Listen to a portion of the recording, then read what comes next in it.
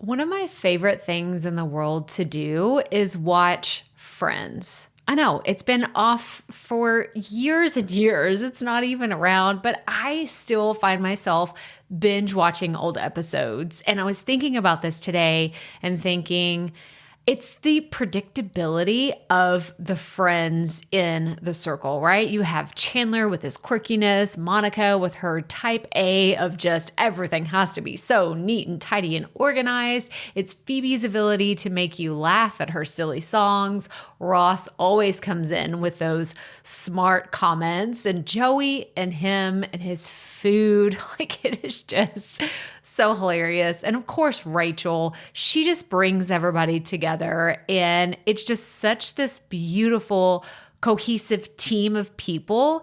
And it's why I wanted to come on and share with you today that I have an opportunity for you to find your friends in the content creation space. So if you are thinking about creating your first or your next digital course, I don't want you to miss this opportunity because Amy Porterfield just opened the doors for registration for her Course Confident Bootcamp. And I'm actually offering a special bonus for anyone that registers for the Course Confident Bootcamp through my special link. So I want you to go to crystalprofit.com/Amy-bootcamp to register.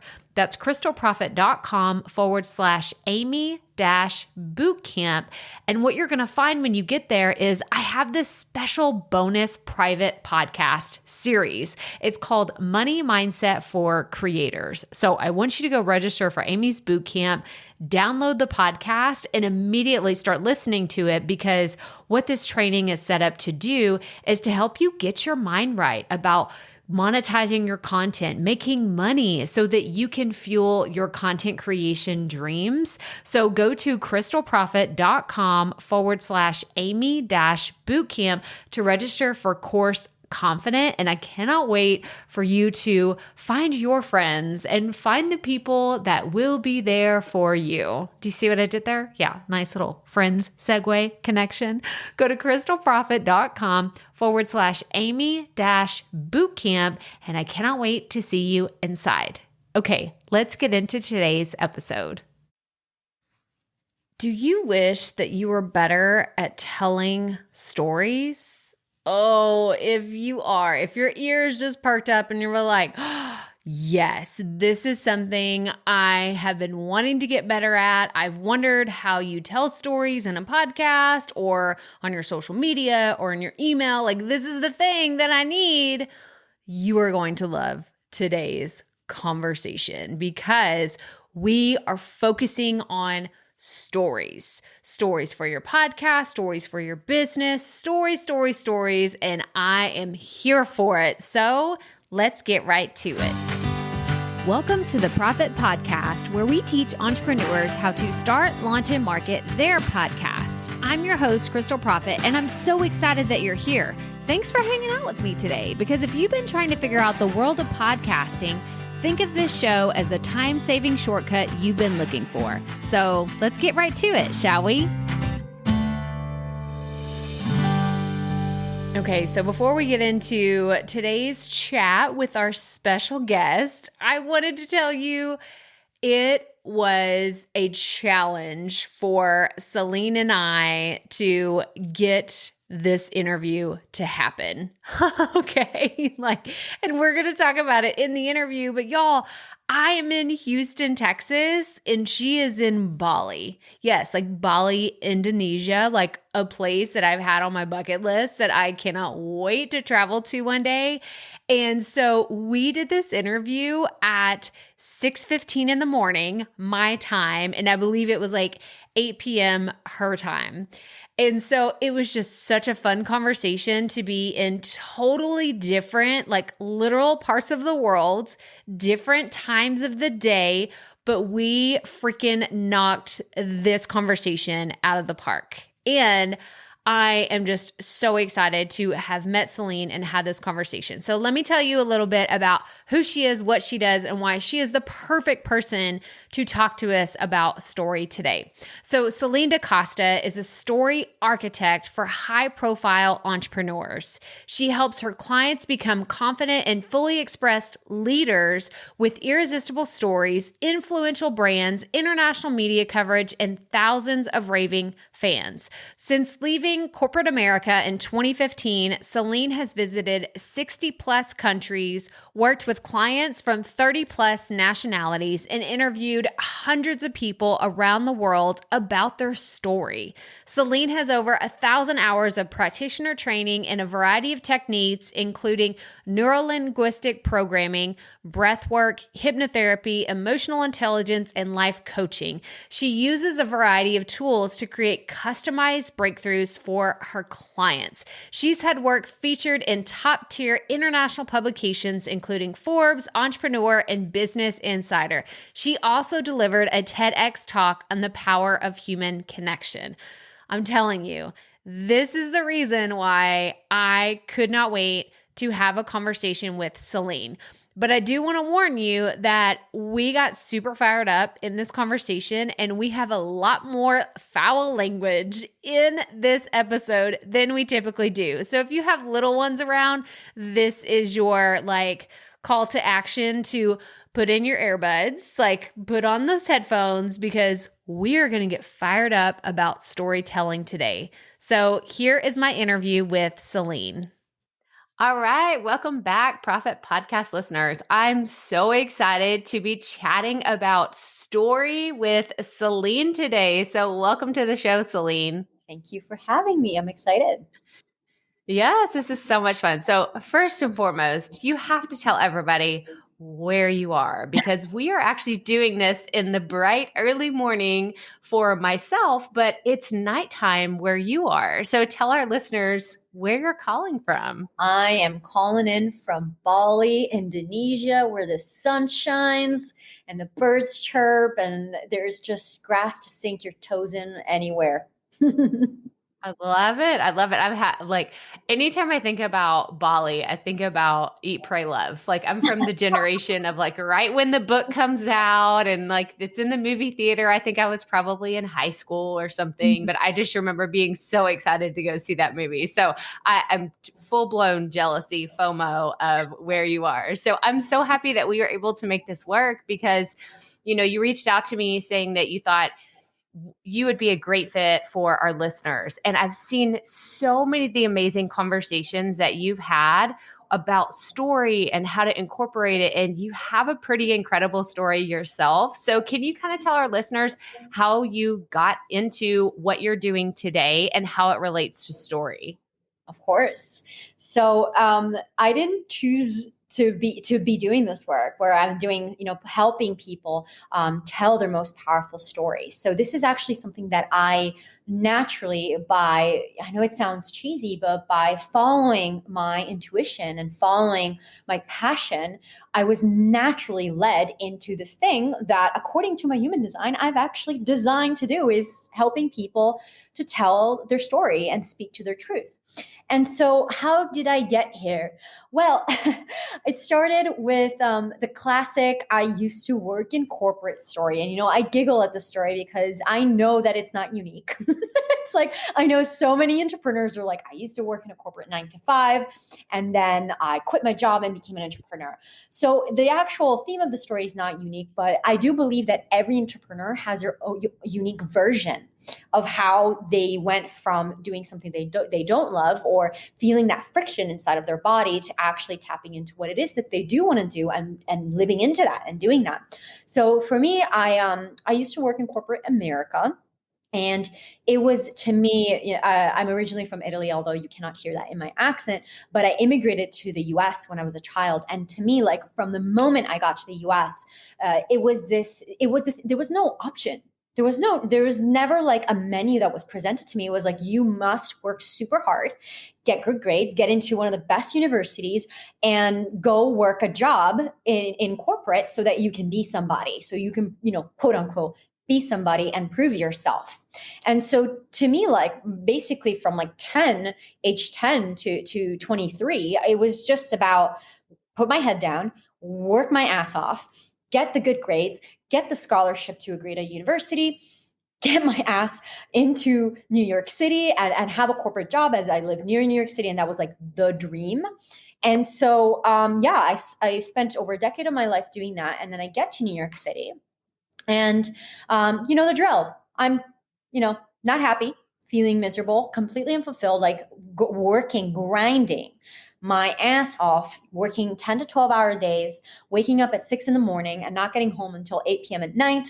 And then maybe having time to go like on a Tinder date or like get some, watch Netflix and just have that like my brain turn off and then repeat, rinse and repeat, rinse and repeat, rinse and repeat. And I did this for over 3 years, all the while asking myself, like wondering, like, is this what I worked so hard for? Is this me making it? And just really having this gnawing feeling in my soul of like, this can't be it. This isn't like what I've sacrificed everything for. There's gotta be more to this. And what essentially happened is that, the universe assisted. And I had a series of events happen over the course of a few months on that third year, where within the course of like 3 months, my grandfather, who I was really close to, passed away. I went on a volunteer trip in like the slums of Cambodia, which really jarred me out of my reality. I was broken up with on my 25th birthday. I didn't get a promotion that I thought I was a shoo-in for, and my rent skyrocketed $700. And I'm like, wow, the universe is just trying to push me out of New York City right now. And so I woke up one day and I just made this decision, like, I have to change my life. I have to do something different. I cannot live this way anymore. It's just, I will die. I will die like this. And when I say die, not the 50, 60, whatever, 70 years I had ahead of me, but rather like my soul is just going to wither. And I knew that my life was at stake in that decision. And even though I had no freaking idea what I was going to do, I didn't know. It started with that decision, which is really, really powerful because the decision is what starts the domino effect. And long story short, fast forward 9 months later, and I quit my job. I gave away most of my stuff, put everything else in storage, and I had one carry-on and a one-way ticket to Europe. And this wasn't just I'm just going to like backpack the world and find myself kind of trip. I actually, being the ambitious woman that I am, staying true to my nature, I was like, I got to do something that's bigger than me, and let me make this into a project. So I actually designed a social experiment in which I challenged myself to circumnavigate the globe by couch surfing, not using the website, but rather using the power of human connection. And what does that mean? I don't know if you've heard of the 6 degrees of Kevin Bacon, where it's like this theory where we are connected to everyone on the planet by 6 degrees. So I decided to test this and see how many people across the world I was connected to. So I started couch surfing and decided to make my way around the world through sleeping on the couches of friends of friends, people that I met on the road. Essentially, the only rule is that this person needs to be connected to me somehow. And that could be like your friend's cousin's sister's child, right? It didn't matter. I just had to have a string that tied back to me. And that's exactly what I did. For over a year, I stayed in the homes of over 100 people, most of them strangers, traveled to over 20 countries, completed my circumnavigation. And along the way, I learned many, many lessons. But for the sake of your question, the key insight that I learned that led me to do what I do today, and this was through interviewing hundreds of people, literally countless hours sitting down with people all over the world from every culture, asking them the same questions. I actually did a full-on ethnography. What does love mean to you? What is friendship? What's your dream? What do you want to be doing with your life right now? What would you be doing? And interviewing hundreds of people around the world. And the one thing I found to be true, no matter what culture you're in, economic background, doesn't matter, that the insight is that everyone has a story to tell. And the story that you tell from the private in your head to the public outside determines your reality. It determines the quality of your life. It determines the choices that you make and the lens through which you perceive the world. And I use that insight to start my business. which is helping entrepreneurs tap into the truth of who they are, the stories that they're telling themselves, and to do a cleanup, a major cleanup, so that they can tell an authentic, powerful story to themselves and as a result to the world in a way that will increase their influence, their income, and their impact, and while being completely aligned to who they truly are.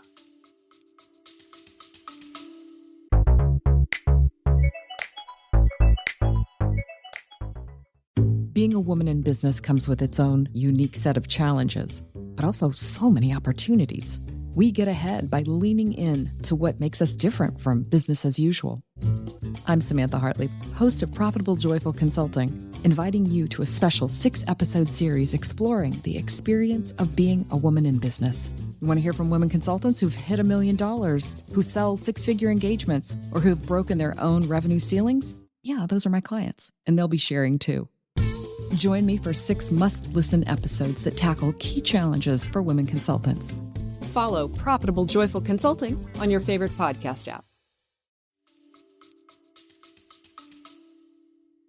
So that's how I'm here. That is, oh my gosh. I'm just like, I'm sitting here. I'm like, what a beautiful illustration of what you do, because you just told a story, right? And I feel like, oh my gosh, I understand Celinne so much better. Like, I felt a connection with you. Like, I haven't traveled as much around the world, but I have done some international travel, and it makes me think like, oh, like I can see the similarities, and like, oh, she would understand, packing in a backpack and just going, and she would understand, traveling to these different countries and maybe feeling out of place. And so I have this connection with you now that I know our listeners, like someone is listening and they're like, oh my gosh, yes, like I hate my job and I don't know if this is really what I want to be doing for the next 50 years of my life. So just by telling us your story, I feel like myself and the listeners are so much more connected with you. So this is so good. Like, we're already off to a fantastic start. And actually,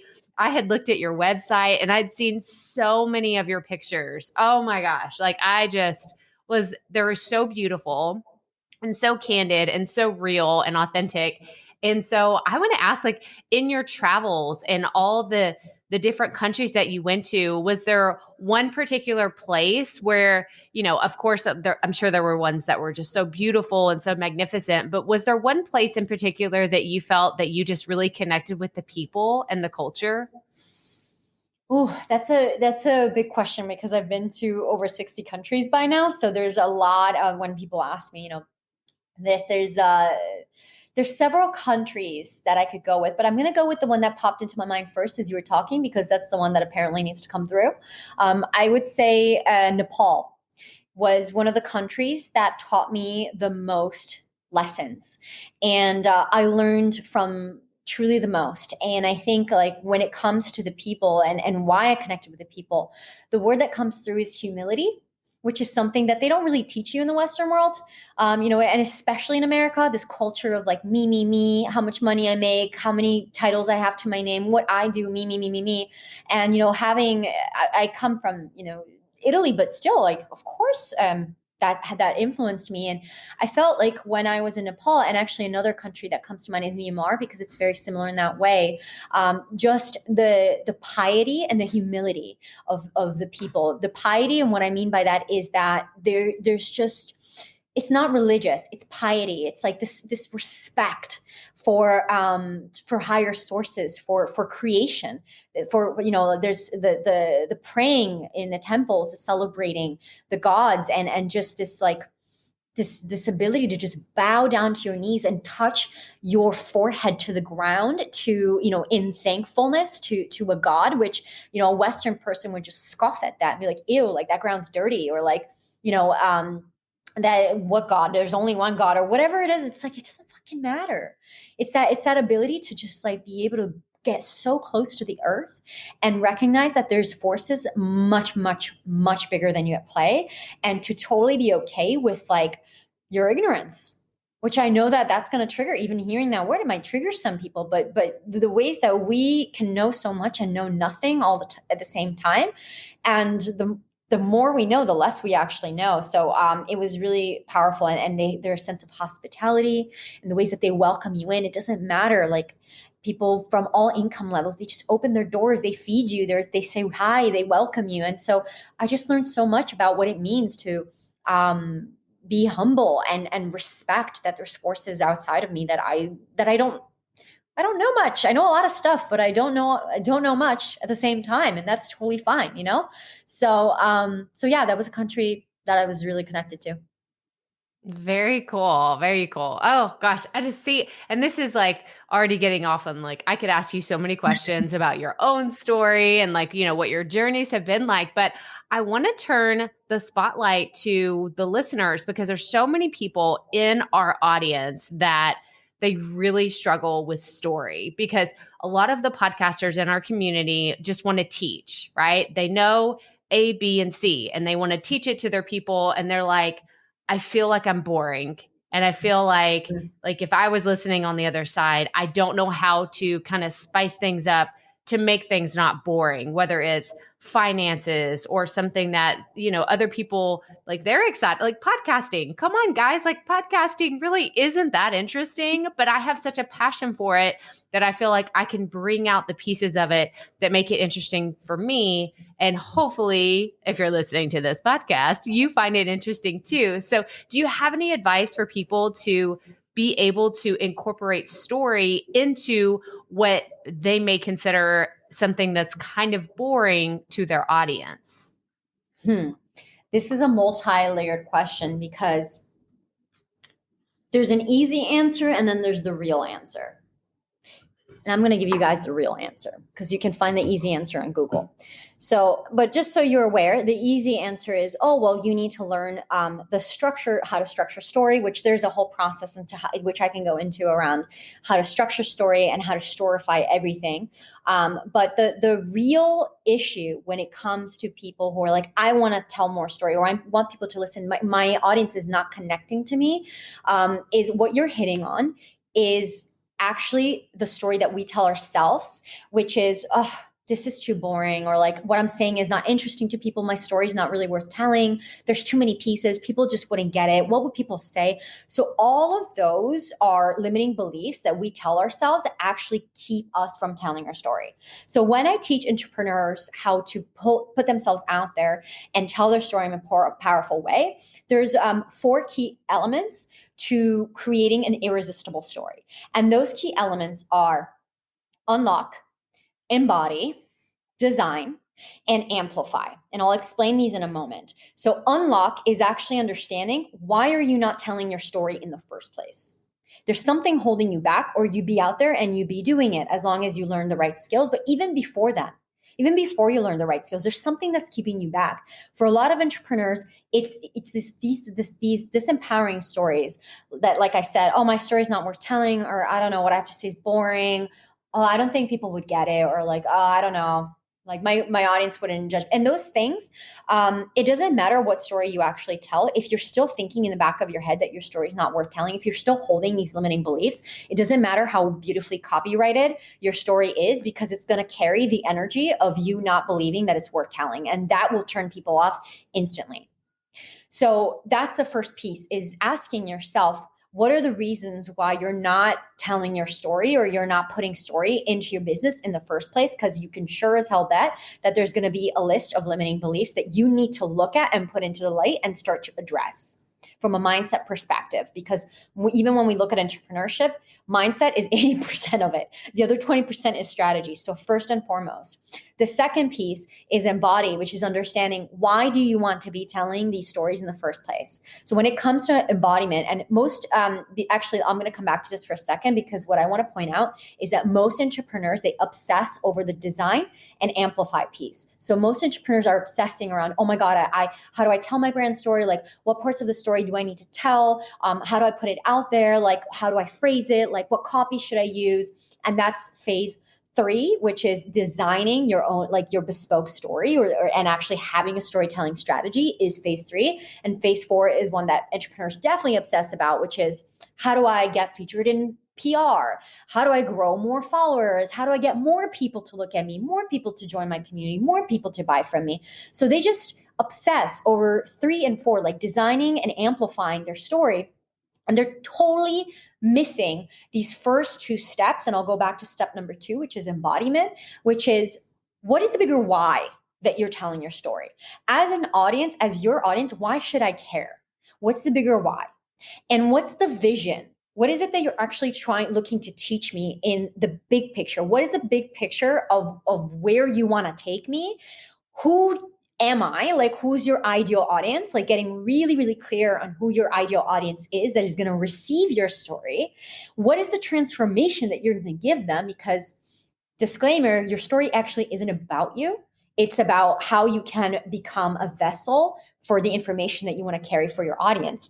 And lastly, what are your values? And so you need to embody the story that you want to tell before you move into the part where you tell the story. So that's the truth of what it actually takes to tell a powerful story. So when we're actually looking at, okay, I want to teach, I want to put more information out there.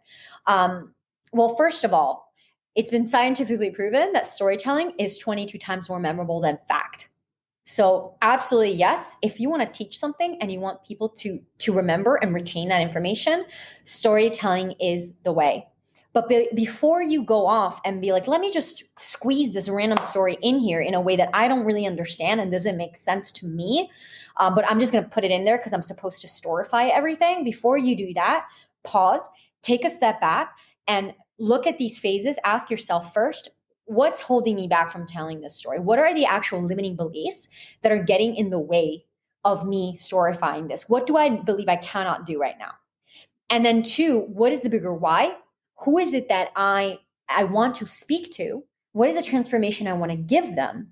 And the values that I hold? Because from that place, then you can answer, what's the story that I need to tell that's most going to resonate with people? Because now you know who you're talking to, how you want to help them, and why you're telling that story in the first place. Does that make sense?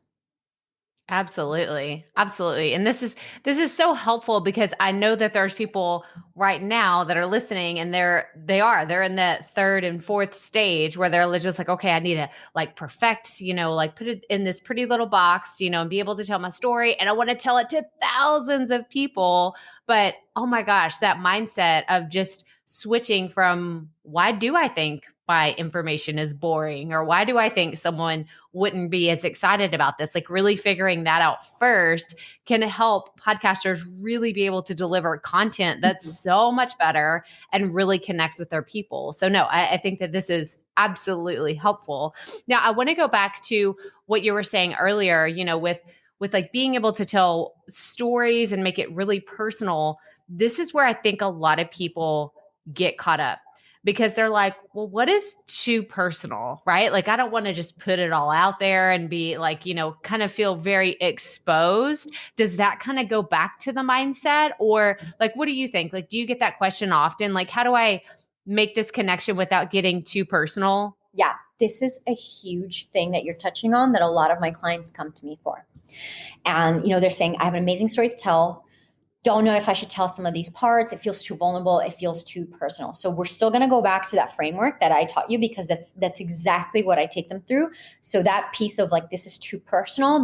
I'm scared. How do I do this? It comes back to those first two phases, which is unlock and embody.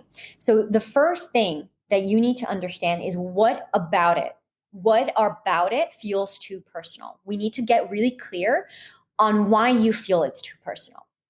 So that answer is, like it's really tricky when we're coming up with examples because they're too personal. Right. Let's say like, okay, I'm going to use this, like, this is going to get a little dark, but like abusive parent, right? So not me, but I'm pretending to be the client right now. I had an alcoholic father, and he used to beat me. And I, now I'm a coach for women, and I don't want to for disempowered women, and I'm really afraid to be vulnerable and say that. So asking yourself first, like, what about this is vulnerable? What about this is what you don't want to share? And it can be like, I don't care. Sorry, no, I don't care. I don't want my family to know about this, or what will my Uncle Sam think? It's actually, can you see like when you actually ask yourself, why is this too personal? What you're going to start seeing is you withholding your truth and you not speaking what you need to speak of because of what certain people will think, when it's not the people that you need to serve, and it doesn't actually serve the bigger mission of why you want to be sharing that in the first place, right? So getting super clear on the reasons why that is. And what you will find when you're getting really clear is that if it's just coming down to like what your high school friends were thinking, then this is a limiting belief that needs to be cleared around allowing people who don't matter in your life to actually hold you back from speaking up and shining into your fullest potential. There might be times, Crystal, when it is something where it's like, whoa, this is like too personal and maybe the world is not ready for it. And that's totally fine. I'm not sitting here advocating saying like, if it's something you got in the closet, it's vulnerable, like you better fucking share it. I'm not here advocating that at all. But I am asking you to look at it, because where you don't want to share yourself is where the gold is. In the parts where you're like, I need to keep this hidden, is where your shadow is, where the limiting beliefs are. So even if you don't share with the public, it's still worth bringing that box out of the basement and saying, why am I unwilling to share this with others? Now, that's the first piece, is really understanding what it is that you're not sharing in the first place. And what you're going to see is that you're going to discover that there's pieces of you that you're just withholding yourself because of like what your Uncle Sam thinks. And it's like, well, you got like thousands of women to serve. Why are you letting Uncle Sam determine like how you serve thousands of women and help them with your story? Right. So that's the first piece. And then the second is understanding, okay, why, going back to that embodiment piece, why do you want to share this?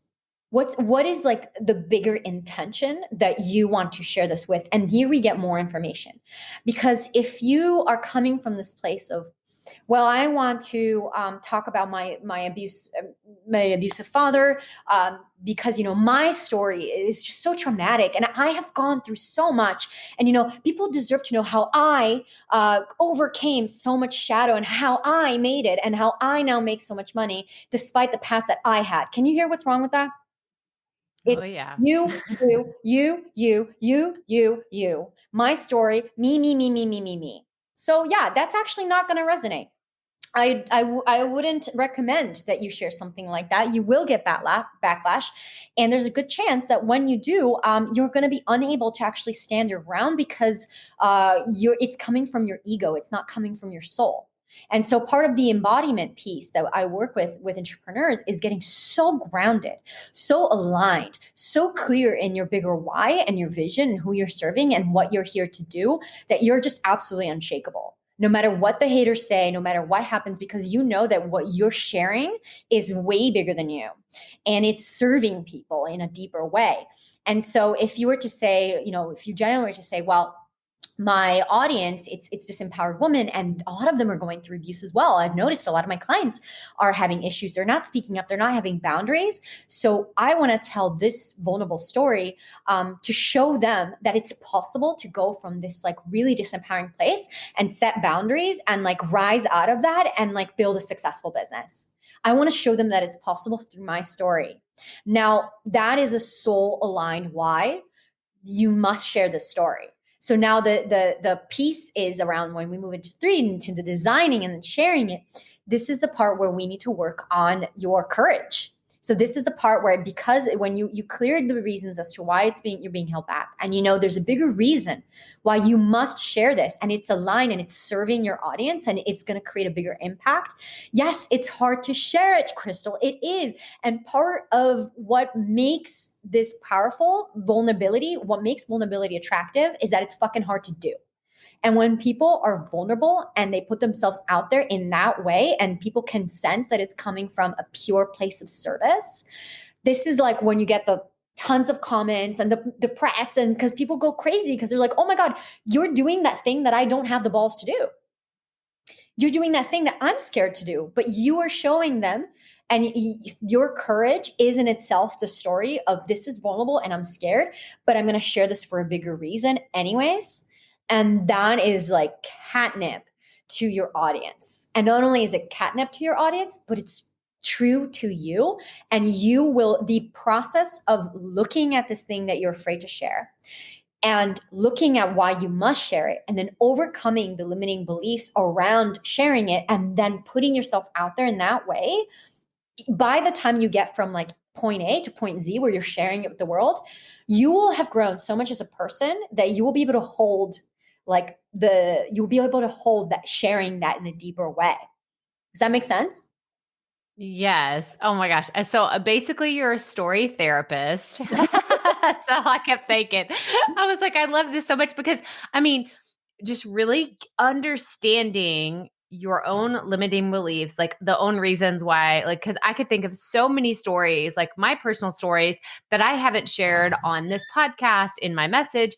And it's mostly because exactly what you just talked about. You're just like, I just don't know, but I haven't really dug into why. Right. Like, why am I not sharing this? So for everybody listening, like, just know, like Celine, she just threw down the challenge of like, why? Like, let's talk about this and, make it something that it can be shared in a way that's super helpful to my audience. So I want to go back to something that you said at the beginning and how you use story to increase profits, because everybody's ears, I'm sure, perked up when you said that, like, make more money, get more clients. So what is a way that you work with people to help them increase their profits? Of course. So what we do is, once we do this work, which is really clearing all those limitations. So think of it like you're driving and your windshield is just fogged, or rather there's just dirt caked all over your windshield. That phase one around unlocking, it's cleaning up that glass so you can see clearly where you're going and what you want to do. As you can imagine, when you want to make money, if you have all this, oh, I'm not worthy though, I can't like hold that kind of money. Oh, I don't know, like it's just like, I don't know, I shouldn't do this launch. Can you see like how that's just not going to get you the money that you want to make in the first place? So in that phase one, when we're looking at, a client coming to me wanting to increase their income specifically, we got to look at the money stories that they're holding. And that's part of that phase one is unlock is, okay, what are your limiting beliefs around money? Which is around things like, I have to work really hard to make money, or money doesn't come easy, or, and what's another common one is, like I can't make more than X amount of money, or like I'm capped, or whatever it is. So we look at the beliefs. And then we look at the stories that you're telling around your beliefs. So our disempowering stories that we tell ourselves, especially money stories, when they become stories, they go from beliefs to becoming stories. It's a fucking web to untangle. So it's basically looking at, I'll give you an example. Money is really hard to come by is the belief. The story is, well, I grew up in a low income household, and my parents, they had to work super, super hard, and they never made enough money. And it just really showed me that money is really not easy to come by. And so and so. And this one time when I was 5, it showed me that way. And this one time when I was 10, and the story just goes on in endless loops. So we find, what are the disempowering stories that you are telling around money? And what are they? Let's actually look at them, which is, again, the uncomfortable piece that most people don't want to do. And then we look at, what is the pattern that you're engaging in? So think about, we have the belief, then we have the story, which is basically your belief plus people plus narrative plus memories, which makes it really emotionally charged, which is what ends up overriding your logic. So when we're thinking about self-sabotage, it's here.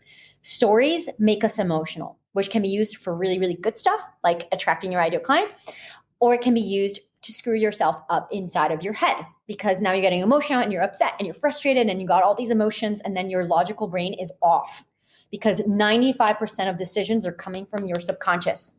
They're coming from this place that I'm talking about right now. That's why we want to clean up the subconscious.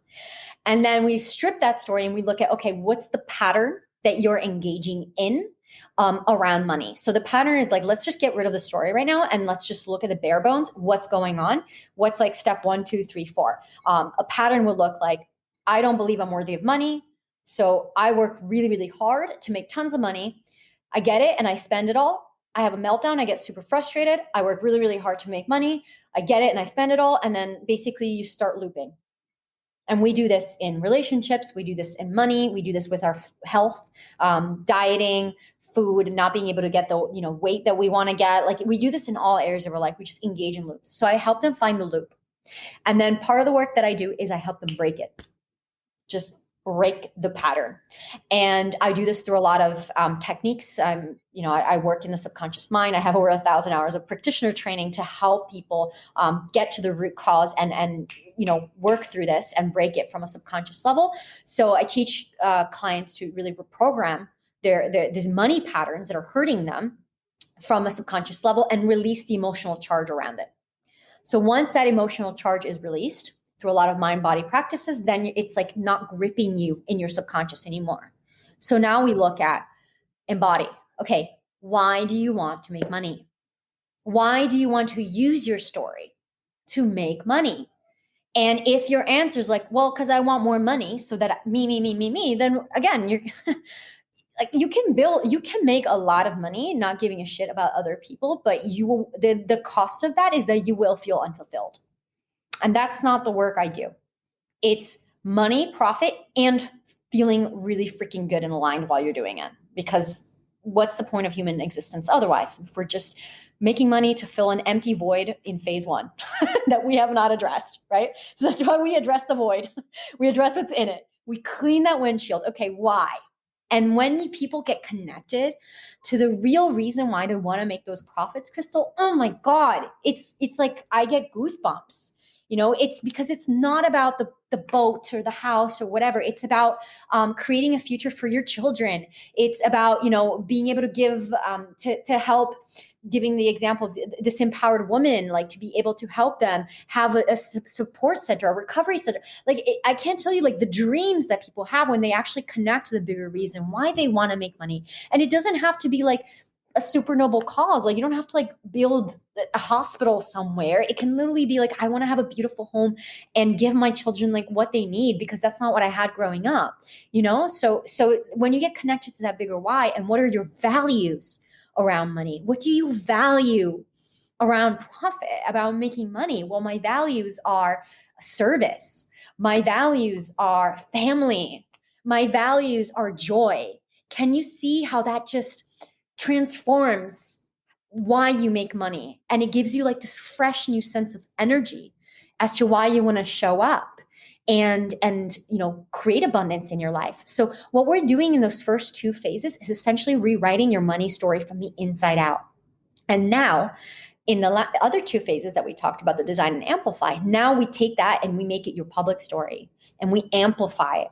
So when we design your story and we put it into everything, into your launches, into your captions, into your emails, or whatever it is that you're creating on the outside, the stories that you tell, if you are saying, if you have these messed up, disempowering money stories, they're going to come through in your language. They're going to come through in the way that you show up in your business. But when we clean that up, then it comes to this place of, hey, and you can probably hear it when I spoke. It's like, yeah, I help you create a profit, but it's way bigger than that.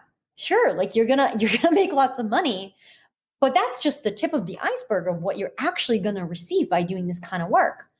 And you can probably feel that in how I'm speaking right now, because I truly believe in this. And so when you get to that place in yourself where you're like, wow, the work that I do is helping people, it's transforming them. So let me tell stories around what's possible for them, around what they can create in their life, around the results that I have given people, around the ways that I can serve, around what my programs can do for them. You start telling stories from that place, and people will be like, take my money. Yeah. I know you. I like you. And I know that you're not just here because when entrepreneurs are coming from this energy of, I just want to make money, the language that comes through is about like, I made 50K this month. Here's how you can make it too. As long as you're just like me. All that's doing is projecting your own shadows and your own shit onto people. It's not genuine. It's not authentic. But when it comes from this really genuine place and you're telling a story around like the results that you can get and the transformations that you can truly have when you take part of my program, that's something I'm interested in buying.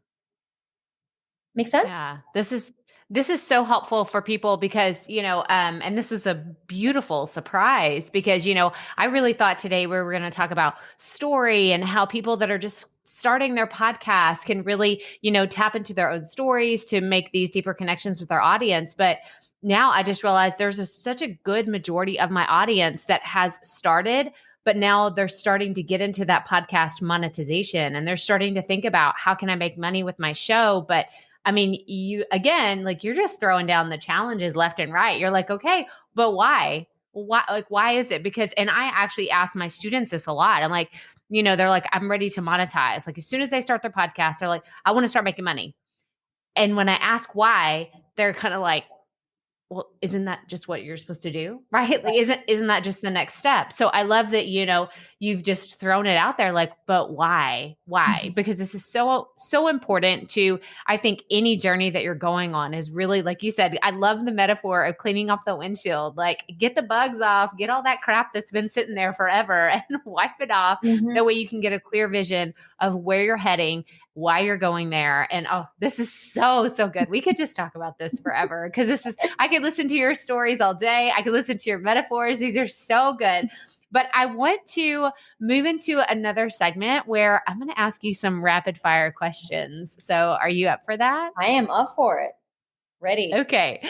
So imagine that you're sitting down in front of a brand new podcaster, someone that's thinking about sharing some of their stories for the first time. They're a little nervous about it. What piece of advice would you give to them?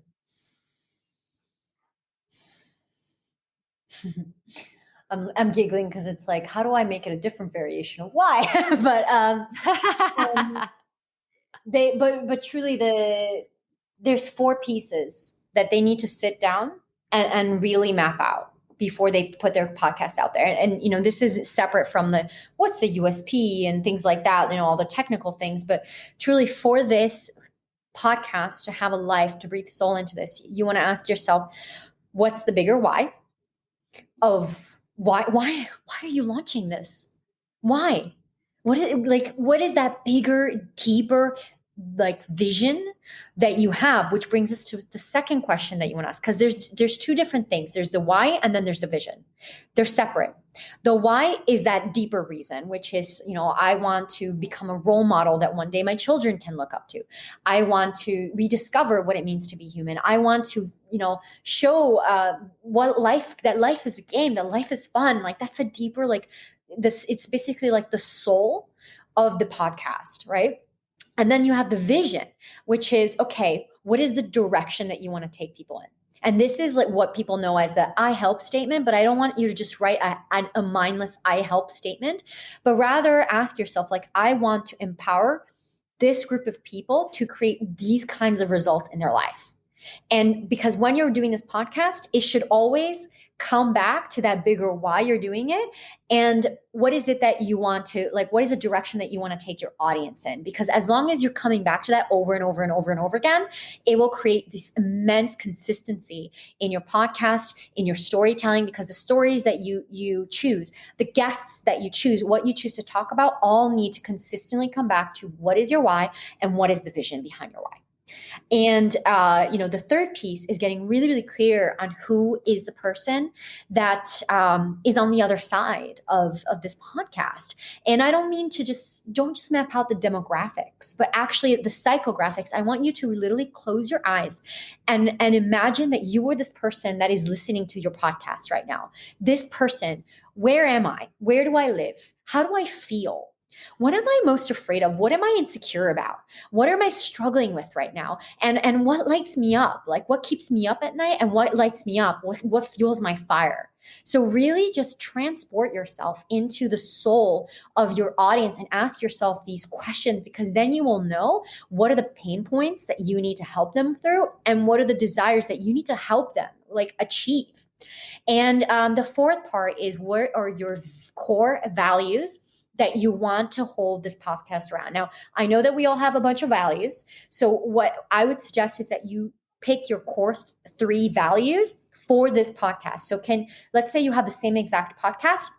One podcast has the values of fun, family, and spirituality. And the same exact podcast now has the values of adventure, freedom, and courage. Can you feel in your body how that same exact podcast totally changes directions depending on what the core values are around this podcast? So get clear on these 4 elements, which is what I teach in the embodiment piece, and just consistently come back to it in every single episode. And what you'll find is just this massive consistency, and the soul of your podcast will really start to take shape. Oh my gosh, that is so good. Like I felt like that was just a master class. Like it just in that answer alone. That was so good. So good. Okay, my next question is, who would be or which podcast is your dream podcast you would absolutely love to be on? And the second part of that question is, who is someone that you would love to interview? Oh, okay. So dream podcasts. I would say I love Jenna Kutcher's Gold Digger. I think it's amazing. And also Amy Porterfield. I freaking love her podcast as well. So those are my dream podcasts. And then in terms of who I would like to interview, is this like anyone on the planet? Is it open? Or they must be live? Anybody. The Dalai Lama, for sure. That'd be awesome. Oh my gosh. Get in his brain. I don't know how many strings I'd have to pull, but I would love to get into his brain. Okay, my last question is, do you consider yourself a perfectionist? Recovering. So it's definitely a shadow. It was a shadow side of me, and now I'm learning to embrace the areas in which I'm being a perfectionist, and also letting go of it. Which having growing a team is an excellent way to practice not being a perfectionist. So I am a recovering perfectionist. Oh, same. Me too. And I think so many people in our audience are as well. So, oh my gosh, everything that you shared today, Celinne, has been super helpful. Where can everybody connect with you online? Where would you send them if there was one place that you were like, oh, this is the best place to learn more about what you do with story and to connect with you? Where would that be? So there's the best place, and then there's a way that they can start telling their story. So if I can share those. I made it really easy for you all to find me online. The only trick you got to know is how to spell my name, which is CelinneDaCosta. So 1 L, 2 N's, CelineDaCosta.com. That one place that Crystal's referring to, come and follow me on Instagram. If you want to see how this whole storytelling thing, it's all about, you're definitely going to want to check out my captions, my stories. I'm consistently sharing nuggets of information around what I teach on my Instagram. That's my main platform. You can also find me with this name on all the other social medias. And the one thing I would love to give to your audience is I have a free guide for those of you who are thinking, oh my goodness, Celine just shared a lot of good stuff, but how do I get started right now? Can I learn more? So I have a free guide called 3 Secrets to Creating a Magnetic Brand Story so that you can increase your profit and attract your ideal audience. So this guide will really help you start asking and answering the right questions to get you on track for you to create that irresistible brand story. So definitely go and grab that. I'll give you the link that you can include in the show notes as well. Yes, we will have links to everything. And Celinne, this has just been such a fantastic conversation about story, about really just getting honest, like asking, I feel like as soon as we're done here, I'm going to go do my own reflection on okay, what are the stories that I've just been holding back and why have I been holding back? And, I don't know, maybe we'll see some changes around here on the podcast, me telling some more stories, getting out of my comfort zone. But This has been so fantastic. Thank you so much for being on the show today. Of course, it's been my pleasure. And thank you to everyone for tuning in. And I look forward to connecting with you all on Instagram. I told y'all we were going to get fired up about story. And oh my gosh, I still cannot believe that this was at 6 a.m. for me. And I think it was closer to 9 p.m. for Celinne whenever we had this conversation. But it was so good. Oh, it was so good. I loved hearing her story. Like, I mean, we cannot help it as humans. And I really want you to go listen to her TEDx talk about the power of human connection. But it's so true. Like, we are immediately drawn in to the story when we have those human connections, when we have that emotion, whenever we have something like physical, tangible to hang on to, we can't help but listen. And so I hope that you learned all about like what Celinne does. And I'm just like, I'm still blown away from this conversation because it was so good. And I feel like I learned more about how I can be a better storyteller in my business, on this podcast, in my emails, like anywhere I am sharing a message. I feel like I can do it that much better after talking to Celinne. So all the places, like all the things we talked about in this episode will be in the show notes. So crystalprofit.com/episode 246. That's where you're going to find like all the ways that you can connect with Celinne. I'm going to link to her TEDx talk on the power of human connection. And I want you to go follow her. Go follow her journey. Now that you know a little bit about what she does, who she is, I want you to go see some of her amazing pictures that she has on her website. Because I mean, I was inspired just looking at them. I was like, oh my gosh, like I'm almost like salivating to travel. I have this bug in me that would love to visit so many countries that I haven't been able to visit. And I just got like fired up. I got a passion for visiting some of these countries one day and listening to other people's stories. Because even if you're in a different place in the world right now, we still have human connection and ways that we can connect to one another. And this is something I think will be an ever evolving process and somewhere I just want to continue to learn and to get better because story matters. So again, go to crystalprofit.com/episode 246 to learn all about Celinne and all the things we talked about here today. So if this is your first time tuning in, make sure you hit that subscribe button. Leave us a review. Tell us what you thought about this episode. I want to hear, like take a screenshot, tag me and Celinne on Instagram and say, this was my number one takeaway from this episode. It was like a mic drop moment, whatever it was for you. Please share on social media and we will share it out again. But again, that's all I have for you today. So crystalprofit.com/246. And as always, remember, keep it up. We all have to start somewhere.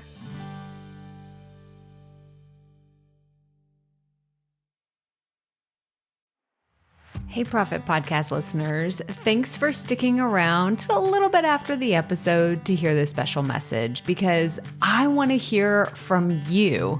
We are starting a new segment called Fan Mail Shoutouts, and I want to hear from you and I want to hear your questions. What do you want to know?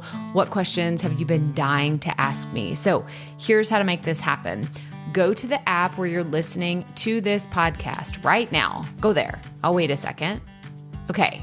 Now, once you're there, you're going to see a hyperlink at the top of the episode description that says, send Crystal a text message. And that's all I want you to do. Send me a text. It could be casual, informal. It could be totally anonymous. Or if you want, you can include your name and the name of your podcast or content wherever you are creating, and I will give you a special shout out in an upcoming episode. So again, go to the show notes for where you're listening to this episode right now, and it will say, send Crystal a text message. And I cannot wait to hear from you and give you a shout out in an upcoming segment of Fan Mail Shoutouts.